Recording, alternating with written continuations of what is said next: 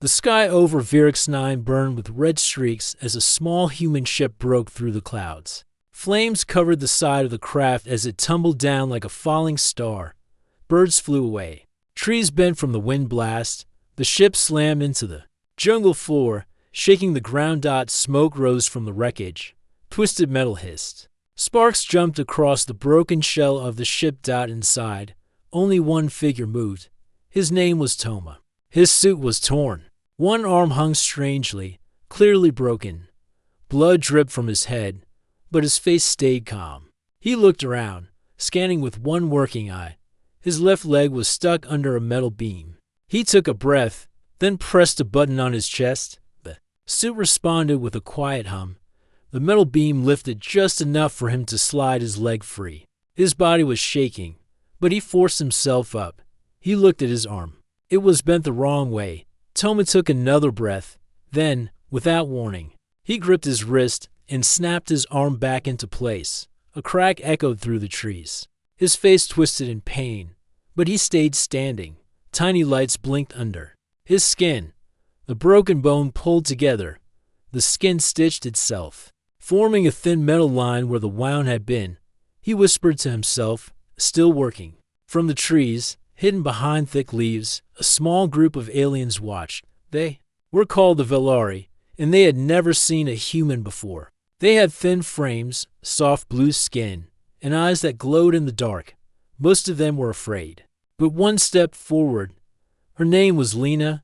She was a young medic, quiet and curious. She had studied stars and stories, but had never seen someone like this. Her people had no machines inside them. If they broke, they stayed broken unless someone helped them. She stepped closer.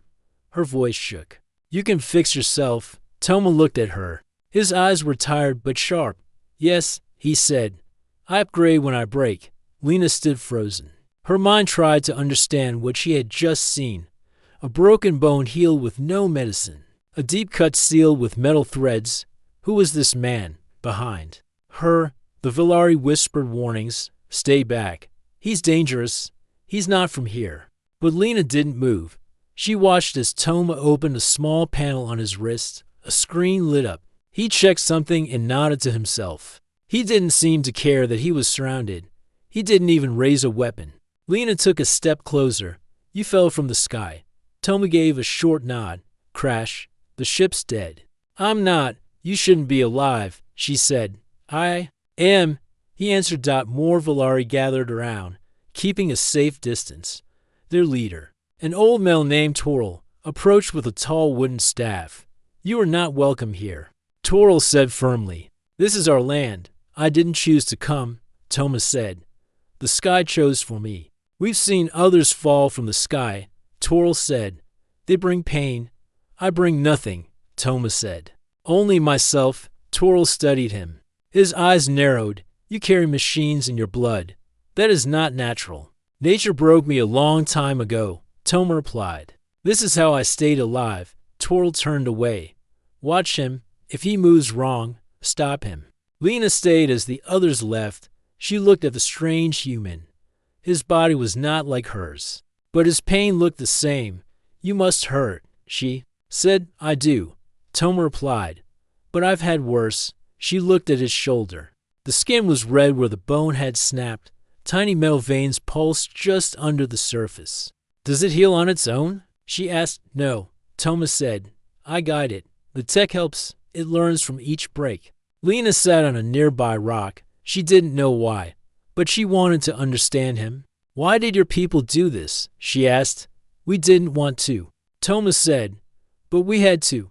Had to. The galaxy doesn't wait for weakness," he said. "So we stopped being weak." Lena looked at the jungle trees. Her people had lived in balance for hundreds of years. They healed slowly. They aged with time. But this man was something else. He was part man, part machine, and something more. "What will you do now?" she asked. Toma stood slowly. His legs still limped, but he was stronger now. "Find shelter.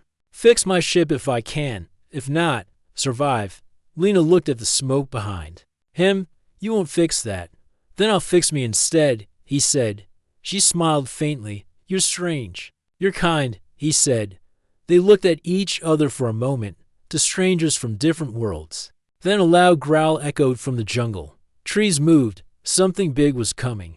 Toma turned his head toward the sound. Guess I'll start. With survival.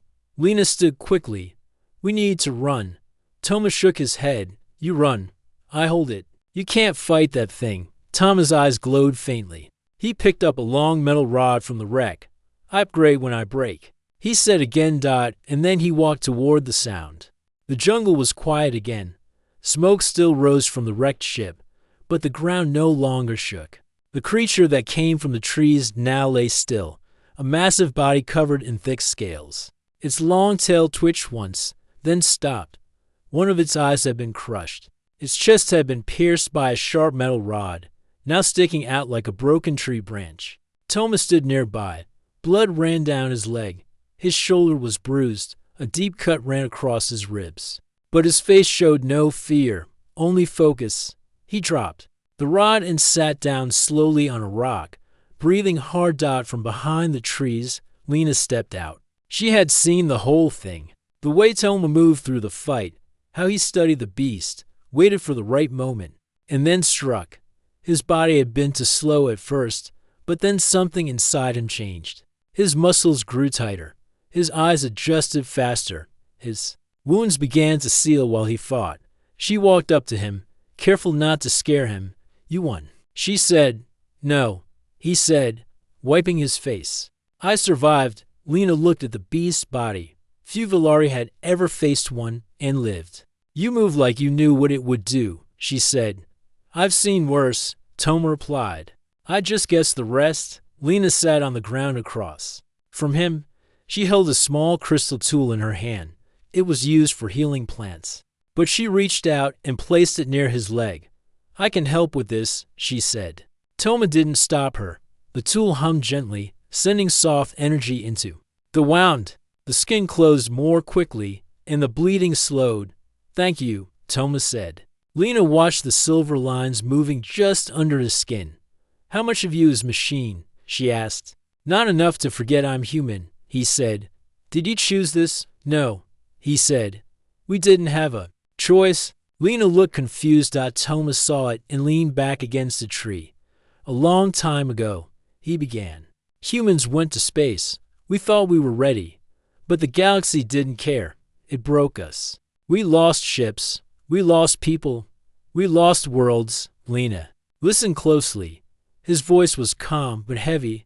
Some of us turned to machines, he said. Not for power, but for survival. If we couldn't heal fast enough, we died. If we couldn't learn faster, we lost. So we made systems that helped. US, and now you fix yourself, Lena said softly. Toma nodded. Every injury teaches my body something. Every break adds to the next upgrade. She tilted her head. Does it hurt? Always, he said. But less than dying. Lena looked down at her own hands. Her people didn't have machines. Their bodies healed slowly. They learned slowly. But they never thought of changing that. Why are you alone? She asked. I was on a scout mission, he said. The ship was hit. I don't know what fired at us. Could be pirates. Could be worse. Can you call for help?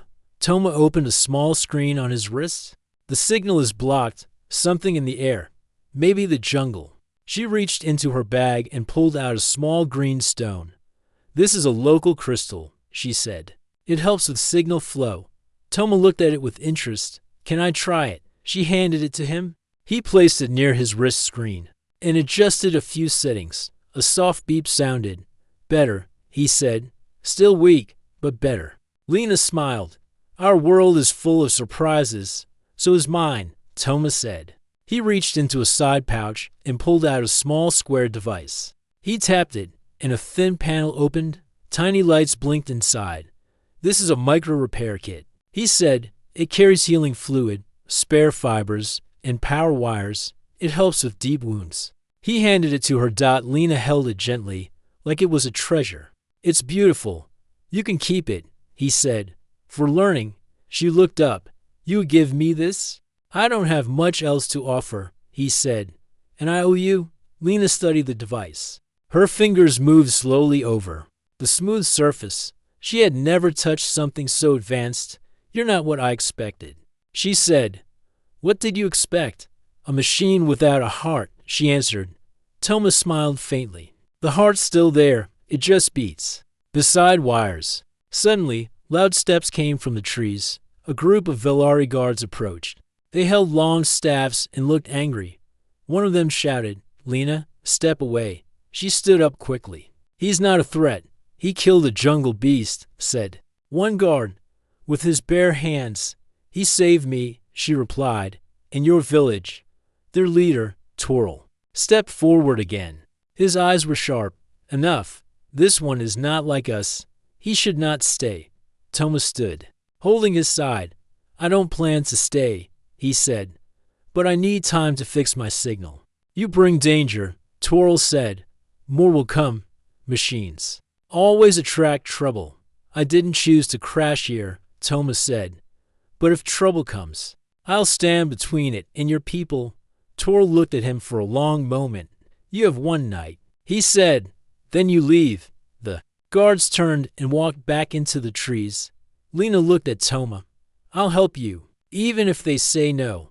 He asked. I want to understand you, she said, and maybe understand myself. Toma nodded.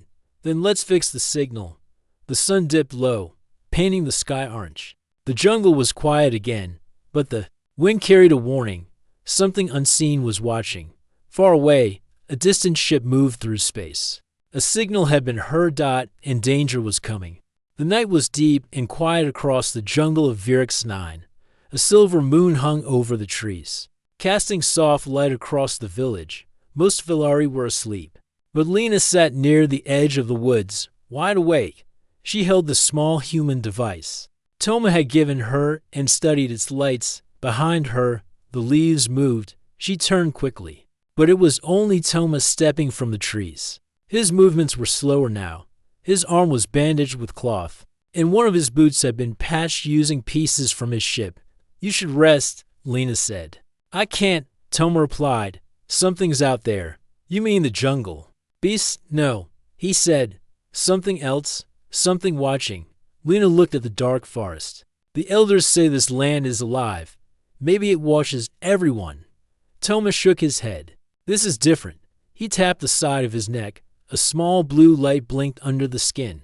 My internal skin caught heat signals far outside the camp. Too large to be animals. Too slow to be wild. You think someone followed you? I don't know, but I've seen this before. He sat down on a large stone. The jungle sounds around them began to change. The birds were quiet. The wind stopped. Lena watched him closely. You always feel danger before it comes? Not always, he said. Only when I'm broken enough to notice. She smiled. That sounds like a gift. Toma looked down at his hand. His fingers moved stiffly. No gift. He said, only survival. He opened the repair kit and pulled out a thin wire. He connected it to his wrist. A screen blinked, showing a map of the nearby area. A red dot flashed in the far north corner. There, he said. Movement. Heavy. Slow. But it's coming. Good. It be your people? Lena asked. I wish, Toma replied. But my people don't move like this. Lena leaned forward. Then who? Toma looked up at the stars. There's a group called the Zeth. He said, they hunt advanced life forms. They track signals and capture those who upgrade. They take pieces and turn them into weapons. Lena felt a chill. They would come here? If they heard my signal. He said, they're already on the way. Suddenly, a loud noise rang through the trees. A crash. Branches snapped. Birds scattered. Lena stood quickly. What was that? Toma pulled a small device from his side. It unfolded into a long blade made of sharp metal plates. His eyes scanned the dark. We're out of time. Lena ran to the village to wake the elders. Toma moved toward the sound. His shoulders still hurt, but his steps were steady. As he moved deeper into the forest, the shadows grew thicker. Lights from his wrists guided the way. Then he stopped. Ahead of him stood a tall beast. Its body was covered in thick armor. Its eyes glowed yellow. It was not alive in the way animals were. It was half machine. Toma raised his blade. The creature charged.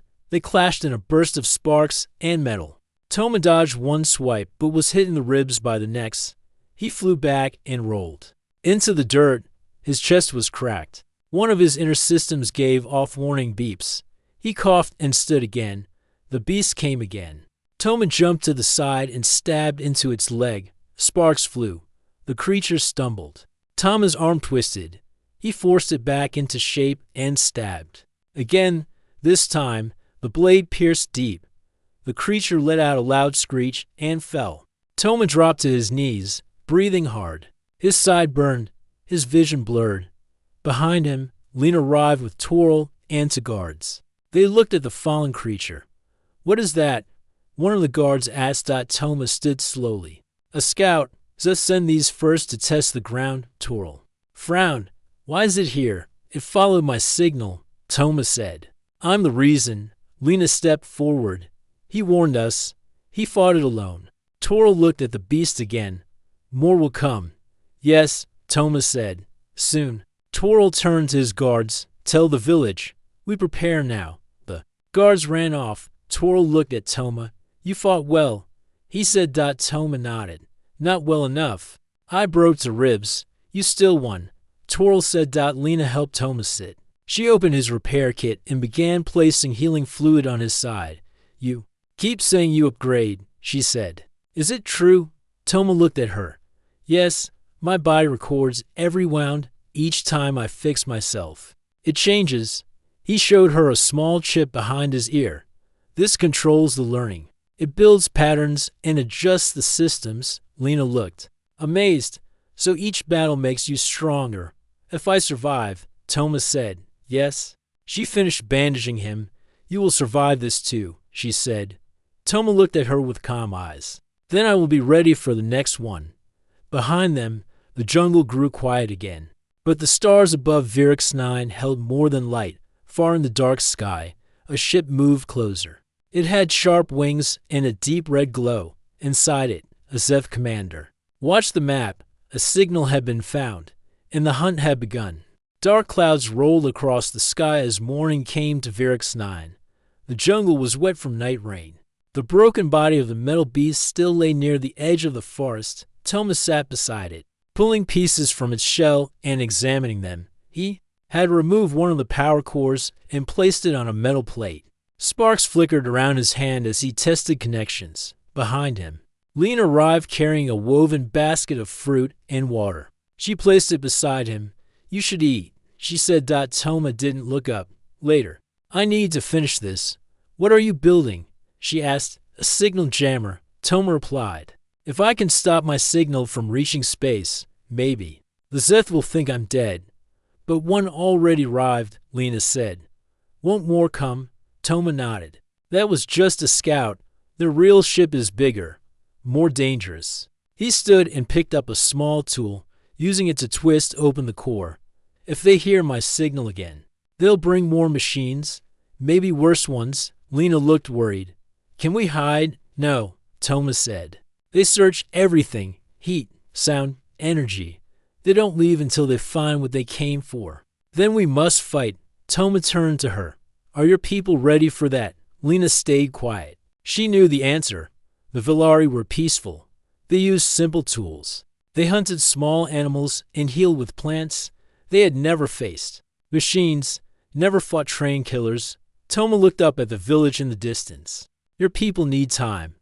"But the Zeth won't wait." Lena sat beside him. "Then teach us." He looked at her. "Teach you? You survived machines. You fought beasts. You fixed yourself with scraps. You know how to stay alive. Show us." Toma was silent for a moment. Then he said, "If I teach you, it won't be easy." "We don't want easy," Lena said. "We want to live." Toma nodded once. "Then let's begin." Later that day, the open field near the village became a training ground. Toma stood in front of a group of young Villari. Most of them looked unsure. Some held wooden staffs. Others carried nets or small blades. Lena stood beside Toma. Her face was calm, but her eyes were focused. Toma picked up a stick. "If you can't break metal, break the arm holding it. If you can't fight machines, trap them, delay them, confuse them." He showed them how to move quietly, how to strike weak points, how to work as a team. They practiced hiding their heat with wet leaves. They learned how to make traps using vines and stones. Twirl. The village elder watched from a distance. He didn't like the idea of war, but he saw the fear in the eyes of his people. He knew they needed help. At night, Thomas sat near the fire, studying the map on his wrist screen. Lena joined him again, holding a small tablet he had given her. I translated the files, she said. These beasts the Zeth send are called harvesters. Toma nodded. They capture life and carry it to the ship. If you get taken, no one returns. Lena looked at the screen. How many can they send? As many as needed, he said. They don't feel fear or pain. They don't stop. But you stop one, she said. I had luck. And pain. Pain makes me faster. She looked at his arm. It had metal lines running through it now, more than before. Did it upgrade again? Toma nodded. The last fight gave my system a new pattern. Stronger joints, faster muscle control. You really become better after every fight, she said softly. Yes, but I also become less normal. Lena tilted her head. What is normal? Someone who doesn't have to break first, Toma said. They sat in silence for a while. Suddenly, a loud beep came from his wrist. Toma checked the signal. His face changed. What is it? Lena asked quickly. They found us, he said. The jamming failed. He stood fast. Lights on his screen showed a ship entering the planet's orbit. A large Zeth ship is coming. It'll land soon. How long? Lena asked. Maybe one day, he said. We need to prepare faster. They ran back to the village of Toril. Was already awake. Others were gathering with worried faces. Toma pointed at the sky. They're here. No more waiting. Toril stepped forward. Then we stand together. Toma raised the metal rod he had used before. We build traps. We strengthen the walls. I'll give your hunters better blades. Toril nodded. Take what you need. Lena helped organize the younger ones. Some wove nets, others dug holes. Toma showed them how to create spike traps. He handed out small shock charges from his broken ship. By nightfall, the village looked different. It was no longer a peaceful resting place. It had become a defense point. Toma stood on a hill near the edge of the jungle. He stared at the stars above. A red light blinked in the sky. They're close, he whispered. Lena joined him again. We're ready, she said. No one is ever ready for war, Toma said. But sometimes that doesn't matter. She looked at him with quiet strength. If we fall fighting, she said. Toma placed a hand on the hilt of his blade. His fingers tightened. No, he said. We don't fall. Not this time. Far above them, the Zeth ship broke through the clouds. Its engines glowed like fire. The hunt had begun. Rian sat in the dark storage room with the rescued prisoners. The air was thick and heavy. The weak light from a broken panel flickered above them. Some of the freed creatures were resting. Others whispered quietly. All of them looked to Rian for what to do next. He knew they could not stay there forever. The small yellow-eyed creature, who had helped him before, stood near the corner and watched the hallway through a small crack. It gave a soft whistle. That meant the guards were close again. Rian spoke in a low voice. We can't wait anymore. If they find us here, we won't get another chance. One of the freed humans, the woman with short hair named Mira, asked. Then what do? We fight, Rian said. But not like they expect. They have weapons. We don't. Mira said. Rian walked to the pile of old machines. They took our strength, but they didn't take our minds. He pulled out a broken panel and showed the others. We will use their own systems against them, with help from the small alien and some prisoners who had technical skills. Rian worked through the night. They repaired old wires, connected broken tools, and made simple weapons. They used shock cells to build traps. They made smoke bombs using chemical waste from the engines. By morning, they were ready. The plan was simple. Rian would sneak into the control center. Once inside, he would cut power to the lower levels and unlock the prison doors. That would release hundreds of other captives. At the same time, Mira would lead a small group through the maintenance tunnels to distract the guards. We move fast, Ryun said. They expect us to hide. We show them that humans don't hide forever. Mira nodded. We're with you. The small creature gave a sharp click. That meant now was the time. Ryun moved through the shadows with Mira's team behind him. The tunnel smelled of smoke and oil. The floor was slippery, but they moved quietly. When they reached the junction, Ryun stopped. We split here. Mira turned to him. Good luck. You too, Ryun said. He climbed a ladder to the upper level. The path to the control room was guarded, but he remembered every turn, every door. He had been watching for days. Now his memory would guide him. At the hallway corner, he saw two guards. Ryun reached into his pack and threw a small device into the open. It gave off a high sound and burst with smoke. The guards shouted. Confused, Ryun rushed forward, grabbed the shock rod from one of them, and knocked both down. He ran through the door and entered the control room. It was full of blinking screens and strange sounds. 3 aliens turned to him in shock. Ryun didn't wait. He used the rod again, hitting fast and hard. When the room was quiet, he locked the door and started working. He didn't understand the symbols, but he had watched the patterns. He touched the right sequence and pulled to wires. All the lower levels went dark. In the prison blocks, doors clicked open. Hundreds of beings stepped out. Some were scared, some were confused, but many were ready. Mira's team lit the first fire in the hallway. Smoke spread quickly. Alarms screamed across the ship. Red lights blinked. The guards ran in every direction, unsure where to go first. The rebellion had begun. Ryun turned on the main speaker system. His voice echoed through every room. This is Ryun. I am human. We are not your tools. We are not your test subjects. If you want freedom, now is your chance. Stand up. Fight back. Take what is yours. All across the ship, captives responded. In the docking bay, a group of lizard-like aliens overpowered their guards and blocked the exits. In the medical wing, 2 insectoid creatures smashed the machines used for experiments. Even some of the alien workers, who had always followed orders, dropped their tools and joined the uprising. They had been afraid before. Now they saw a leader. Now they saw hope. Ryun left the control room and ran to help others. On the way, he saw a young alien pinned under broken pipes. Ryun lifted the metal and pulled the creature free. You saved me, the creature said. You're part of this too, Ryun said. They treat all of us like we're less, but together, we're more. Mira met him near the reactor core. Her arm was burned and her clothes were torn, but her eyes were strong. We have control of the back half, she said.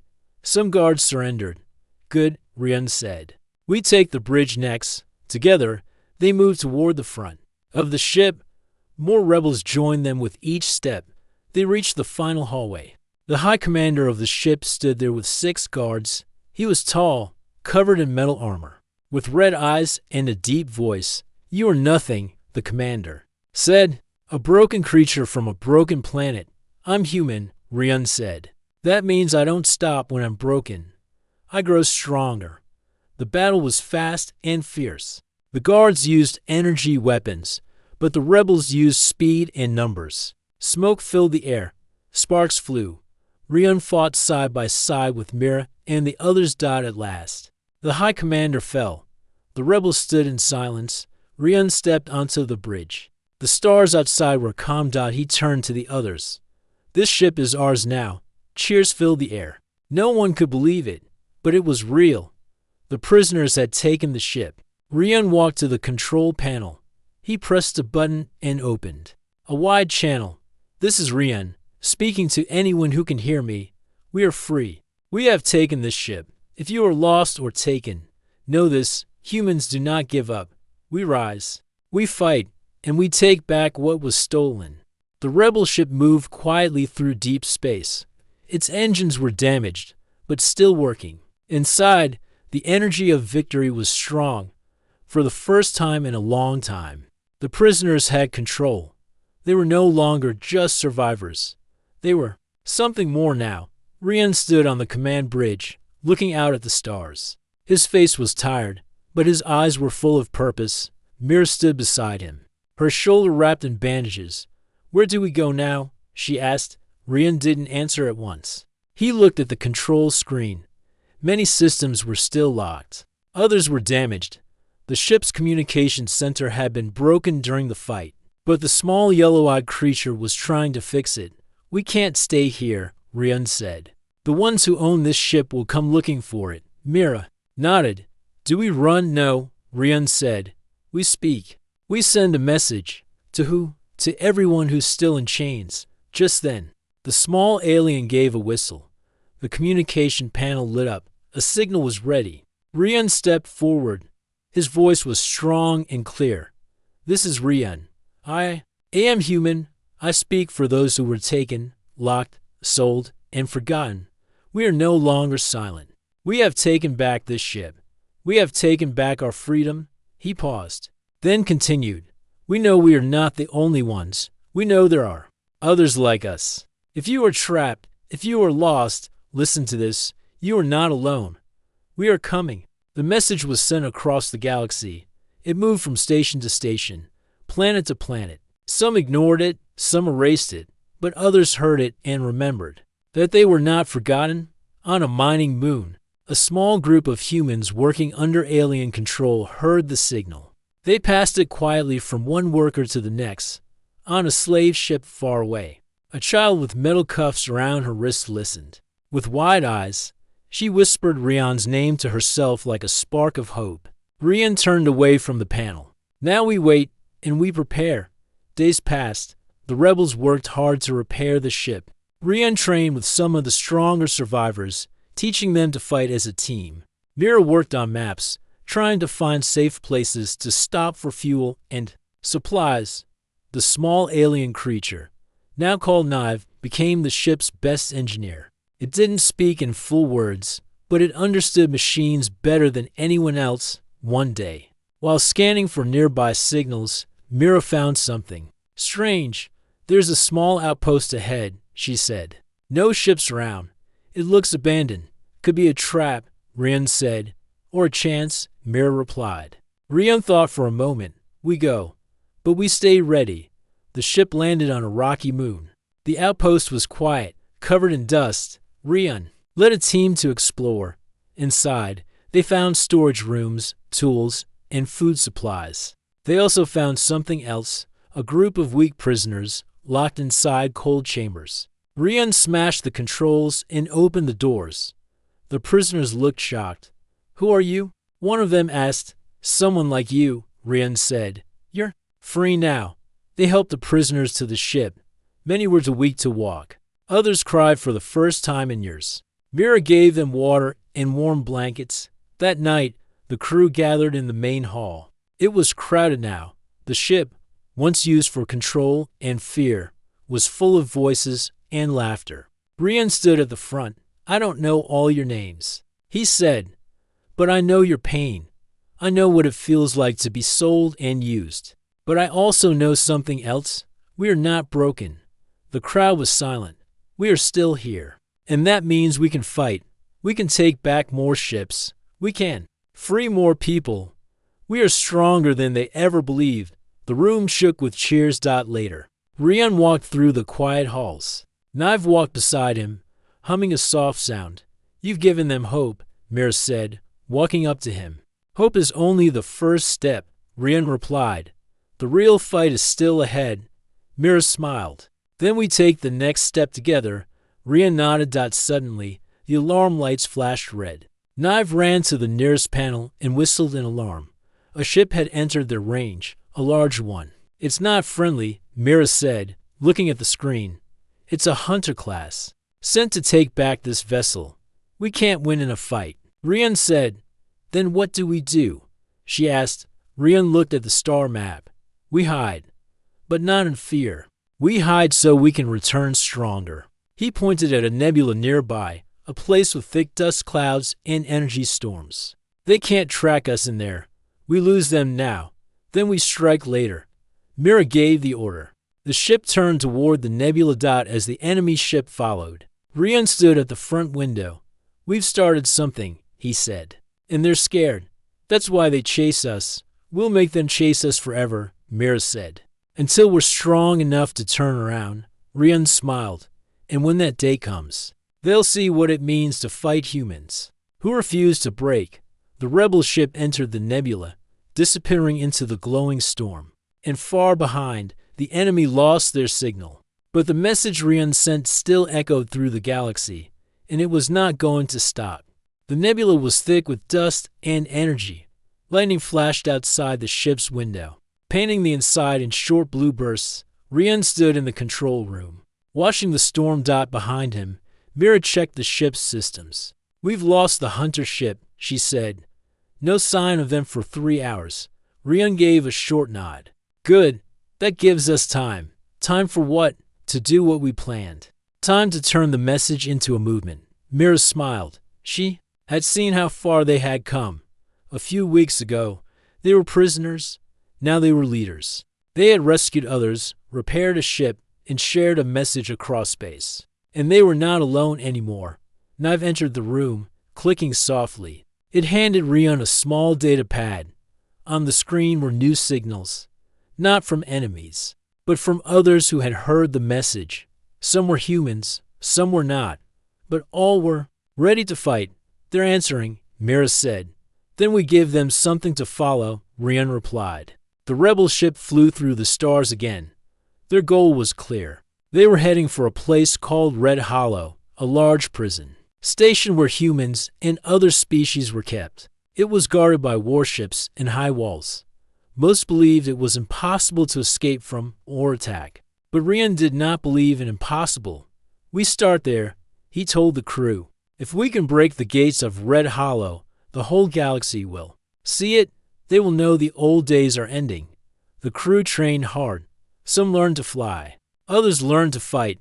Mira and a few engineers worked on new weapons. Nive built strange tools from broken metal and wires. The small creature never spoke in words, but everyone trusted its work. As they got closer to Red Hollow, more ships joined them. Some were old mining ships. Others were fast runners. Many looked broken, but each one carried people ready to fight on. The final night before the attack, Rian stood before them all. Screens showed faces of people from many ships. "I don't ask you to fight for me," he said. "I ask you to fight for those who still cannot, for those who are waiting in chains, for those who have lost their names and their voices." He raised his hand. "We fight together, not for revenge, for freedom." The screens went silent. Then ship by ship, lights blinked in agreement. The battle began with silence. The rebel ships dropped out of light speed just outside Red Hollow. The prison's guards noticed too late. The first wave of ships moved in fast and close. Lasers hit the outer walls. Fighters swarmed the guard towers. Smoke rose from the prison's edge. Inside, the prisoners heard the noise and ran to the walls. Rian's ship led the charge. He stood behind the pilot, watching every move. "Target the shield generator," he said. Mira fired the cannon. The shield shook, then cracked. Another blast broke it completely. "All ships," Rian called, "go in." The rebels stormed the prison yard. Human fighters and others from different worlds ran side by side. Guards tried to stop them, but they were too few. To slow Mira led a team into the cell blocks. She broke open doors and helped prisoners out. "You're free," she told one girl.